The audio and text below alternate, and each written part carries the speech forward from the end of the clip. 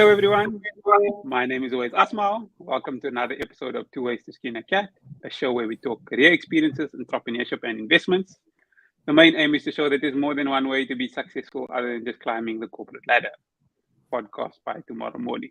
So don't forget to like, subscribe, and click on that notification bell to get automatically notified when the next episode comes out.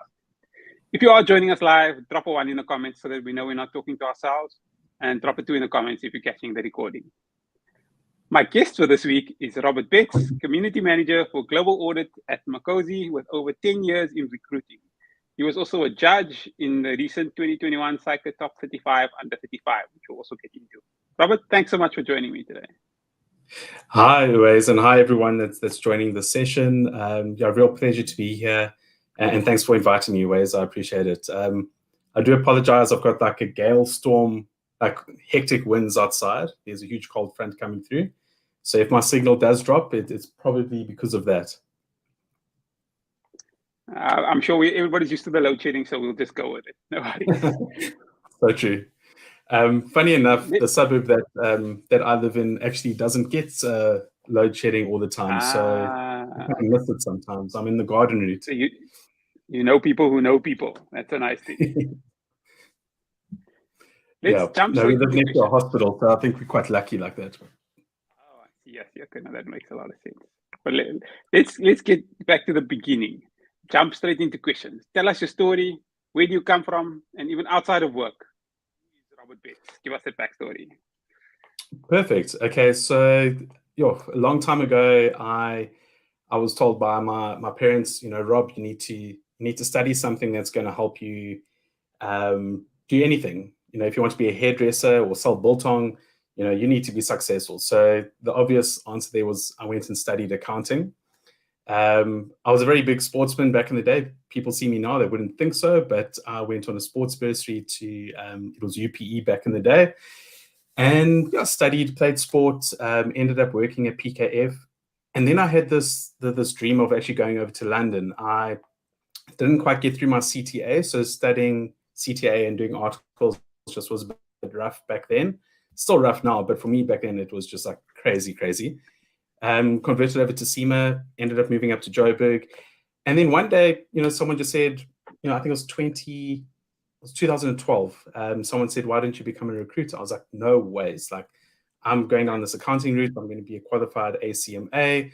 I love chartered accountants, but no, I can't recruit them. Anyway, I ended up joining the recruitment industry, and it's just been like a huge love of my life ever since then.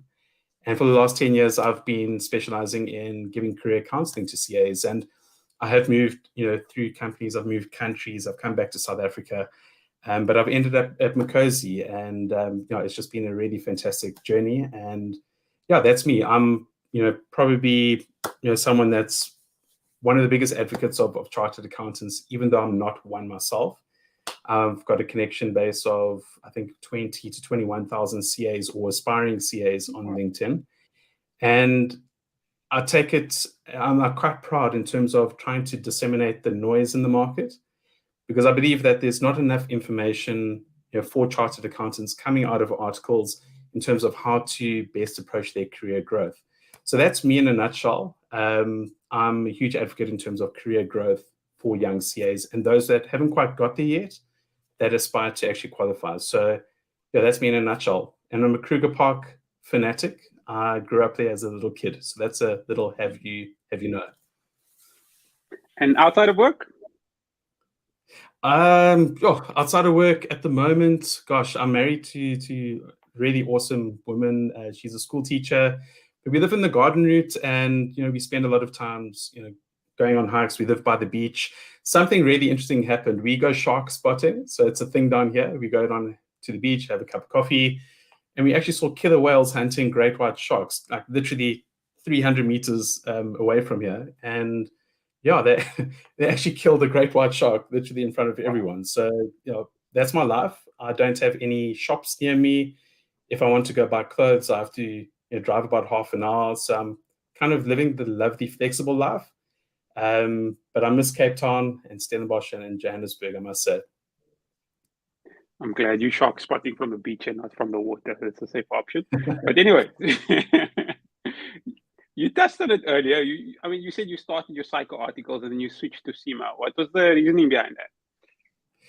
So when I started, when I qualified with my BCom, UPE had so I passed all my subjects, but I got 50% for accounting. And so I had to get 55% for accounting to get into the honors program.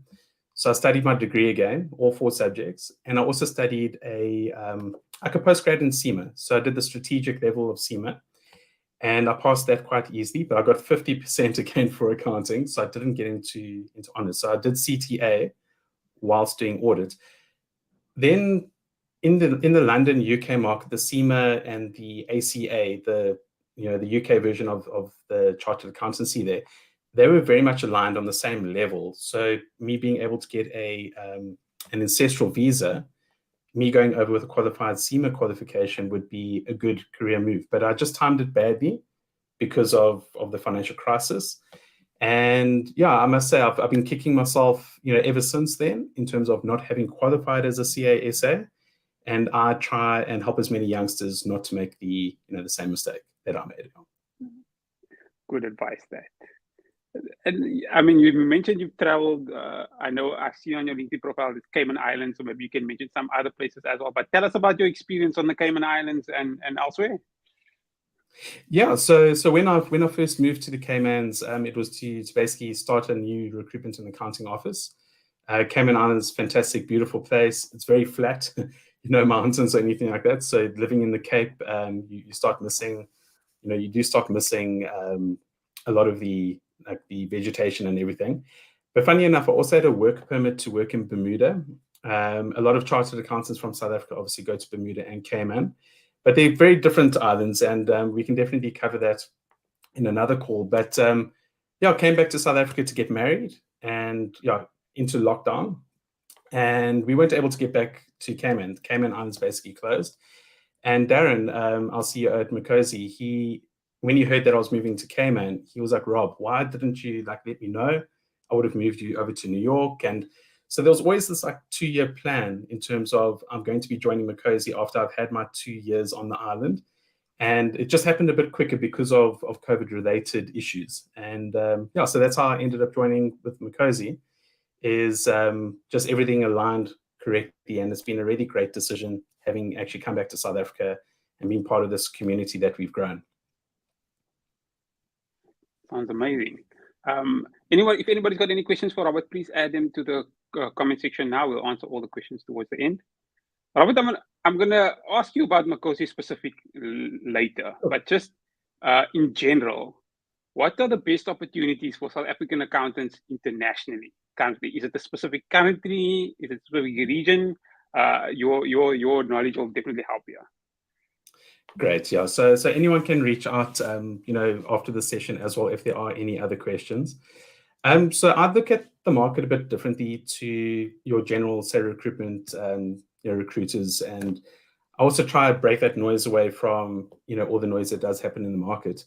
And I always look at the skill sets that you can take as a chartered accountant and apply it worldwide, or where are your short skill sets? So where do you have to actually build, your skills so that you can move forward?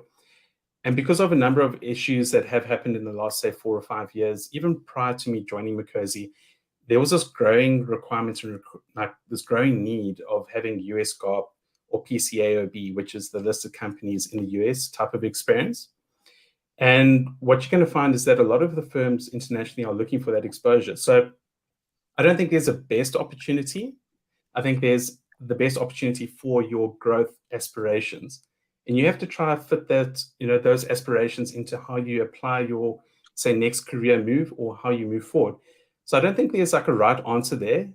I just know that by moving into a correct space and actually having the right information allows you to grow in the direction that you would want to. I believe that Makosi has a fantastic offering for those that want to gain international experience, be it from a remote basis here, obviously travel's been a bit restrained, but definitely getting a bit of international experience on my cards is one of the most important things. With South Africans, us getting visas internationally, it is very difficult to move internationally without moving within audit. And sometimes when you move over into an audit firm, you're kind of stuck. You aren't able to move away from that firm for 2 or 3 years. You can't move out of audit.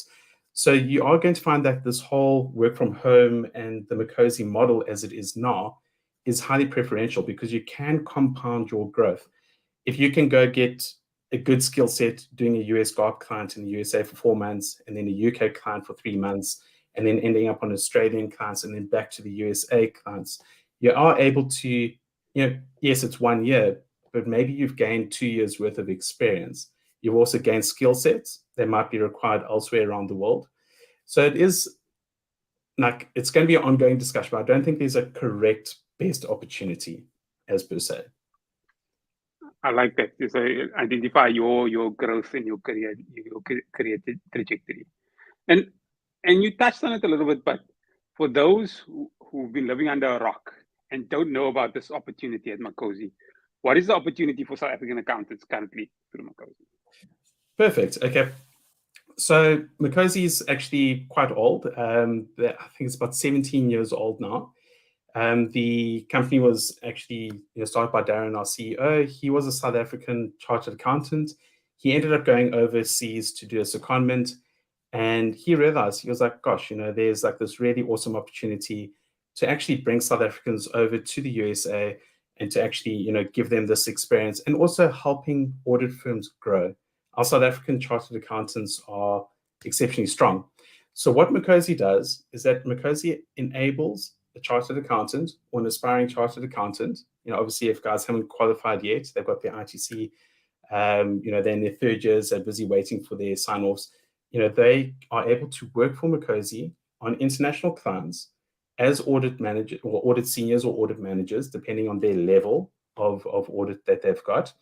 And then you're also able to, differentiate your type of experience, because if you are able to move into a financial services client, you are going to get different type of experience. So you can expand your experience in terms of the audit client base that you work on.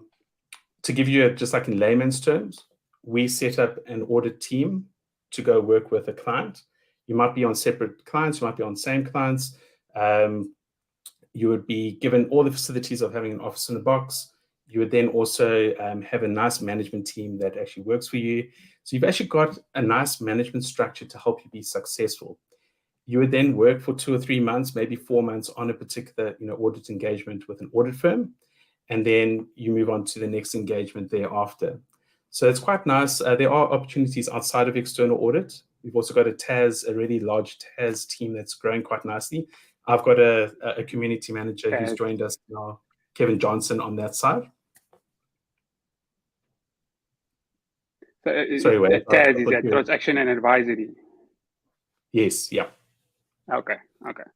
And so, I mean, it sounds like it's a mostly remote opportunity. Are there opportunities to work overseas directly, or is it mainly remote work? So prior to COVID, Makosi was a 100% on-site travel consultancy. Obviously, with the restrictions of COVID and there not being like work permits and clients also not working in their offices, that actually turned us into complete remote model. But as we are, and it's actually happening now, our clients are actually asking for consultants to be on site. It is a slow run up to that, but definitely it is changing in terms of there's going to be a hybrid of, there's going to be a nice split in terms of people being on site and also, remotely based. So the other thing as well is that, it depends on the client, it depends on business needs. There makes no sense for us to send a consultant to an office in New York if that particular office is not actually going to the office themselves. But that is changing quite nicely, and we definitely have really great opportunities for our consultants. And we love having our clients, having our consultants, and our clients absolutely love the Makosi consultants, and they really do want them on site. It's just a matter of making sure that everything is correct, and also having the correct visas. We don't want to send anyone over on an incorrect visa and just stunting their potential for actually staying in their country in the future. And you said it's starting to open up now. Where are the current opportunities now? Is it the UK? Is it the United States? Is it another country that people are not aware of, just so that they can know what they are? the opportunities are there? Yeah, so I think the majority of our business is in the USA. It's obviously quite seasonal. So you're finding that a lot of those clients are based in the USA. We've also got Australian clients and UK clients that are reaching out in terms of what are the options of having people on site. We've got a vast number of countries that we work within, so I can't name them all because that'll take all day. I think we're probably looking at about a 50-50 split or 60-40 split when everything's 100% back to normal. And you mentioned that it's quite seasonal. If someone is coming out of audit now, is the opportunity at Makosi, is it all like short-term contracts, or are there long-term positions available as well? Yeah, so when people join us at Makosi, they typically go onto a short-term contract. So I'm just talking about general CA comes through, but what we do is we actually extend permanent opportunities to those that want to stay, and those that have really done well in terms of their client engagement ratings are fantastic. And we're finding that a large number of our guys have done very well. So we are a permanent all year round employer. And also those that are on short-term contracts, we do extensions, we keep them on for a bit longer than the Australian season, which is starts in kind of like your June, July kind of like months, dependent on when the clients want. So there's a nice transition of our staff going over. And then again, what we're finding is that a lot of consultants actually don't want to stay on for a longer term. They want a short-term stint. And the reason for that is that they want to get their US GAAP experience. It helps them grow their profile, because what happens now is then they go and look at other avenues, Australia, Europe, UK opportunities. And this is for making a direct move in terms of actually moving over to a firm. They're actually already looked at in the favorable state. A lot of our consultants or a lot of our clients are looking for US GAAP experienced individuals. So if they are looking for Makosi consultants, then obviously there's a demand for actually making a move across as well. A lot of guys also work with us on a seasonal basis. Like I said, they work from October for interim season to say March, April, depending on when their busy season ends. They'll take some time off, they'll go travel. We've got guys in Mexico, Australia, Mauritius. So they're just utilizing the additional benefits that they gain through working for Makosi. They're utilizing that to actually go and live out their bucket list. Traveling Europe for 3 months, going and playing golf in the USA for 2 months. So it is quite a nice way of working around your profile. And the other nice thing as well is that not everyone is able to make a move to a different country or to go and do things that, a young mom or a husband to a wife who's a medical practitioner in Cape Town, they can't necessarily get that international experience elsewhere. So there are avenues for you to move into different divisions, which also enables you to gain a longer tenure with Makosi. Technical accounting, transaction advisory are good examples of that. We've also got a good IT and internal audit division that's growing quite nicely. So I think, there are different avenues to stay on with us for much longer time periods. And we're finding that, we probably have, the guys that do end up staying with us stay for quite a long time. And it's because of the career growth that they can expect, because they are given the opportunity to have managerial opportunities within the teams. So the whole story of having, managerial experience in South Africa versus going overseas, our guys are actually getting managerial exposure within the clients that they've got, which is quite cool.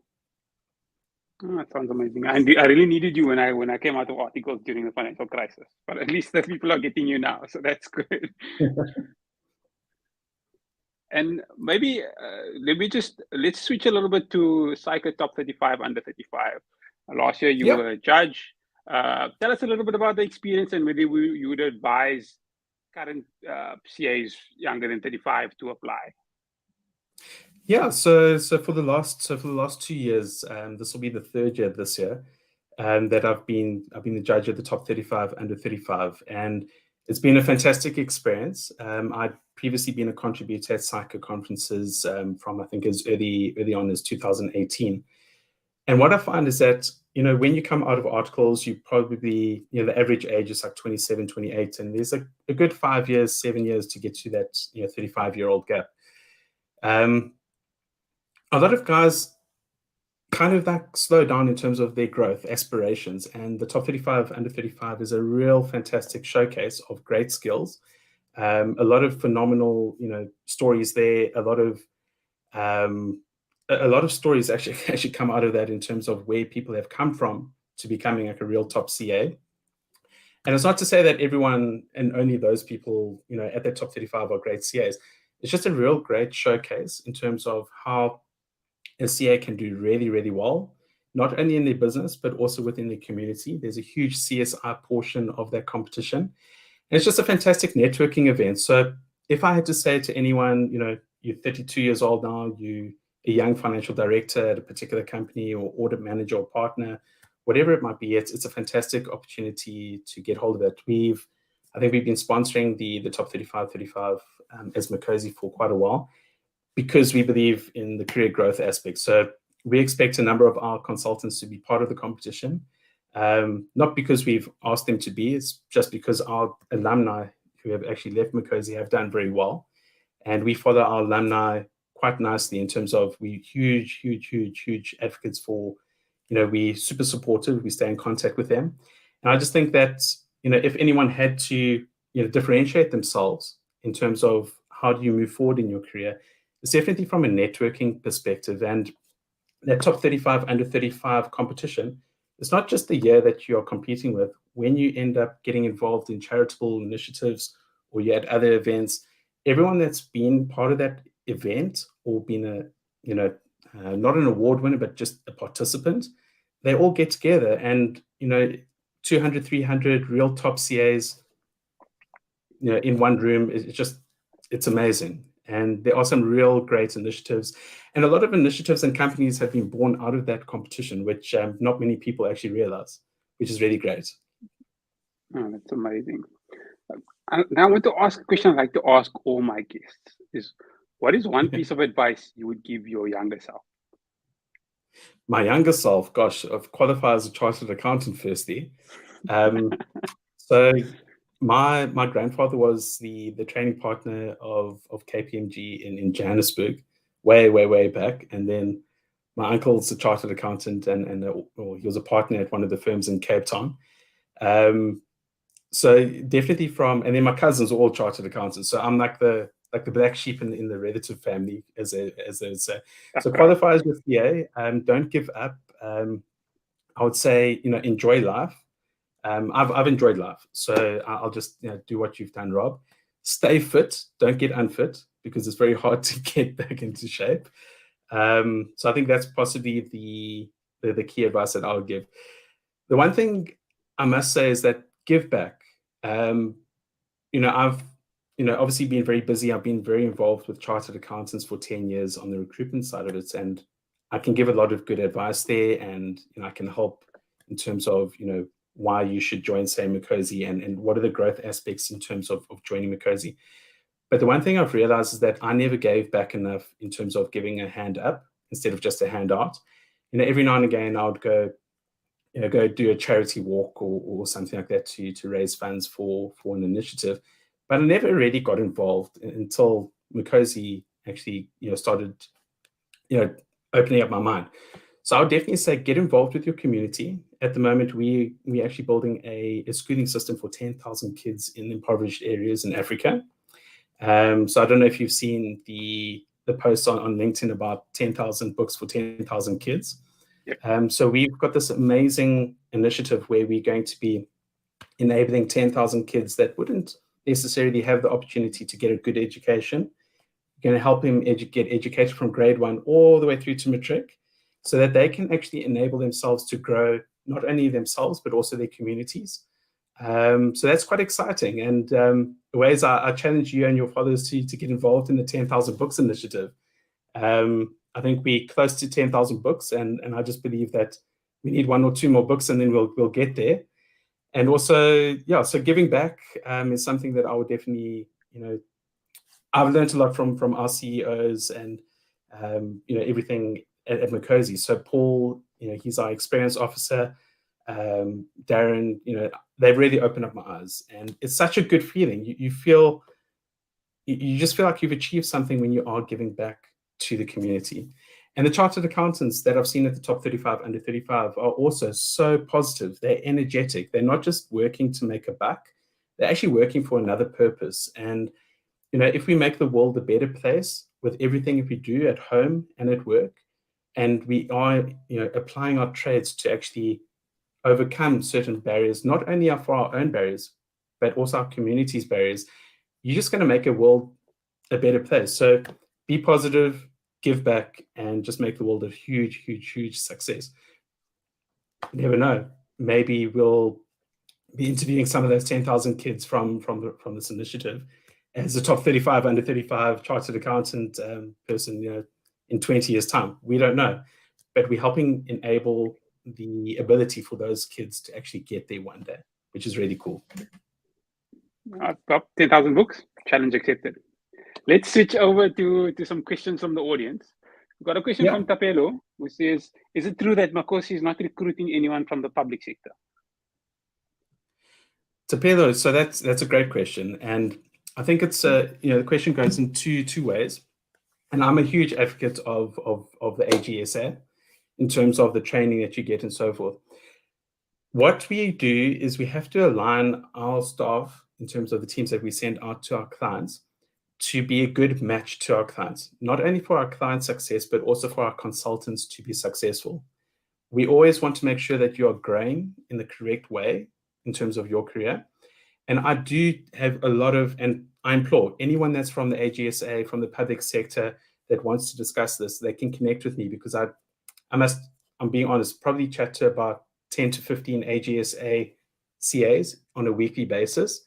And I'll give them a game plan in terms of how do you actually get to, making that move into a different sector, because it is difficult. And what happens is, remember, Makosi, we're not a training office as yet. We might have those in the plans, and I don't know exactly what the plans are for that right now. I'm not part of that section of our company, but Makosi goes and basically helps our clients be successful in terms of their on-demand requirements. A new client gets new work in, say, banking. We have to then send banking experienced auditors to that client to work over 3 months. There's no time to get ready for, we can't train you up into that position as per se, because you've only got 3-4 months to be there. So it is important to understand that at the moment, we don't have a public sector division as per se that services public sector clients, but we definitely have made a note of everyone that has applied within the public sector, so that when something does happen in that line, we're able to actually facilitate a service line for you. But please, definitely, I'm part of the career counseling initiative in terms of on my personal front. That's an important question to have. And we just want to make sure that everyone is successful in terms of how they move forward in their careers. We don't want to put you into a position where you're going to be unsuccessful, get unconfident, and then you go back to square one. I think that explained it well. Got a question from Santuri, who says, what are your thoughts on SAIMA versus SAICA in South Africa? Okay, so having studied both, and maybe it's just how I was wired, I found the SAICA syllabus to be a bit more challenging than the SAIMA syllabus. Okay, so that's the first things first. SAICA, you've got a defined route in terms of getting your articles signed off. You have to do a CTA or an accounting honors that's SAICA accredited. Where SAIMA, you can study straight out of matric. So if I'm hypothetically on a high level, if I'm looking at a qualified SAIMA and a qualified CA, I kind of know what I'm getting from a chartered accountant because of the road track that they've had in terms of the 7 years, to qualify. Whereas a SAIMA might be fantastic, might be 100 times better than the chartered accountant that we're looking at. But that road, that their way of actually qualifying and what they've done, it's a bit unseen. So I would say that the best route to go along, if you're not going to get your chartered accountancy, is to get your articles signed off, SAICA articles signed off, and then converting over to SAIMA. It just allows you to show that you've done a lot of the work that a chartered accountant has done, and then convert over to SAIMA. But if you think it's the hard work that wants to make you make that move to SAIMA, don't make that move. Don't be like Rob, because I did the move, I made a mistake. Stay on the SAICA route for as long as possible, and it will bear rewards, I promise you. Question from Lesejo. Is Makosi only hiring newly qualified CAs, or do you make provisions for candidates who just passed their ITC and are heading towards being qualified? Perfect. Okay, so I think we hire chartered accountants, right throughout the spectrum in terms of if they meet the requirements of what we are looking for, we will hire. So it's not just newly qualified.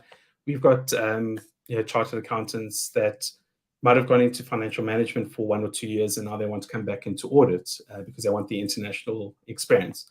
So I think apply is the best option for you, and then the system will actually. I'm part of the of the reviewers in terms of my job. In terms of I look at what's coming through. So definitely if you've got ITC apply.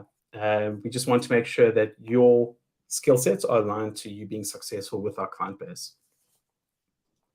Great. And a question that seems to come up quite a bit is, when is Makosi going to start taking on SAICA trainees? Is it something you're considering? Yeah, so I think we've got an amazing relationship with SAICA. It's not only our top 35 under 35 association with SAICA. We're on the phones with them on a weekly basis, various different aspects. One of them is how do we actually better the industry as a whole. We sponsor the Trailblazers, which is if people aren't aware of what Trailblazers is actually like the top 35 under 35 competition, but it's for article trainees. So did you know about that, Tooways? There's a really great. I've made one. Jeez. Okay, great. So yeah, it's definitely something that we are considering. But again, the processes have to be aligned so that it's a successful journey for the said trainees that that do end up joining with us. Maybe it happens, maybe it doesn't happen, but let's see what happens with the discussions that we have with SAICA. I don't want to take up too much of your time, so I just want to switch off. Any last few words from your side, or anything we didn't discuss that you'd like the audience to know? Yeah, so I'm going to end off with just one or two things that I run polls for chartered accountants where I could have anything from 400 to 1,500 CAs actually giving information or actually completing the polls for me. Could be surveys and so forth. And what I believe is that being a chartered accountant is a great achievement, but it's what you do with your chartered accountancy that ultimately makes you successful. And everyone's successful in their own rights. Everyone has their own goals. But what I can say is that 92% of chartered accountants want career coaching, or they want guidance, they want mentors. So if you are a young CA and you're wanting to find out how to better yourself in terms of your goals and aligning, meet a mentor, find a mentor that's maybe 2 or 3 years ahead of you, maybe 5 years ahead of you as well, just so that they can give you a bit of guidance in terms of where you want to go. Okay. The other thing as well, and this is quite interesting, newly qualified CAs and people in their consultants in their third year of articles, 60 to 70% of them want international experience. Okay, so if you take 70% of a whole class and they want to get international experience, you would think that there's this huge brain drain and everyone's just leaving South Africa and so forth. But did you know that 65% of those CAs that want to get international experience, they want to do it remotely. They don't want to actually leave South Africa. They're loving their lives here. They've got a lot of giving back to South Africa in their personal capacity. So the opportunity there is for someone to actually connect with a company like Makosi. Reason being is that the international experience that you're gaining is just as good, if not better, than moving overseas to an audit firm because of the compounding of working for different firms in different countries. And it also allows you to be as flexible as, say, what I am. I live in the Garden Route. It's like a retirement town almost. I have to walk down to the coffee shop to go watch orcas, hunt sharks. But at the same time, I'm working for a fantastic company. It's a USA company. I'm getting international experience, even though I'm not doing auditing. And it just allows you to open up your mind. So my last parting words is saying, if 70% of consultants out there want to, or CAs coming out of articles want to get international experience, Previously, those opportunities were never there. They are there now, and there are avenues for you to actually really build out.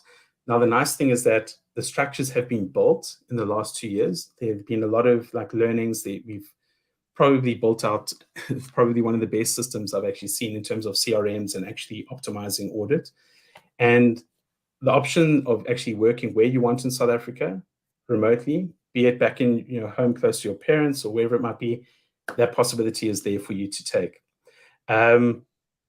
I think we need to have another session, Wes, because I've got a whole page of really interesting chartered accounting. Let's do that on the second session then.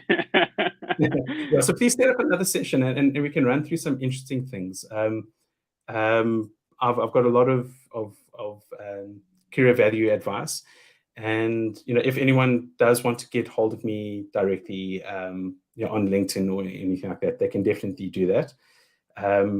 I'm a huge talker, so I mustn't take your whole day either. Okay.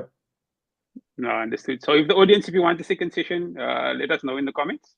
But it sounds like a very interesting opportunity. Just to show, to round off, the show has been live on YouTube and will be available on podcast tomorrow. If you're watching on YouTube and listening on the podcast and you feel that it's added value to you, don't forget to like, subscribe, and click on that notification bell to get automatically notified when the next episode comes out. Robert, thanks so much for your time. No, it's a pleasure, Wes, and thanks very much. And I'm looking forward to getting a few questions from the session. So, yeah, I'm always open to questions. Thanks, everyone, for joining us for another episode of Two Ways to Skin a Cat. Goodbye.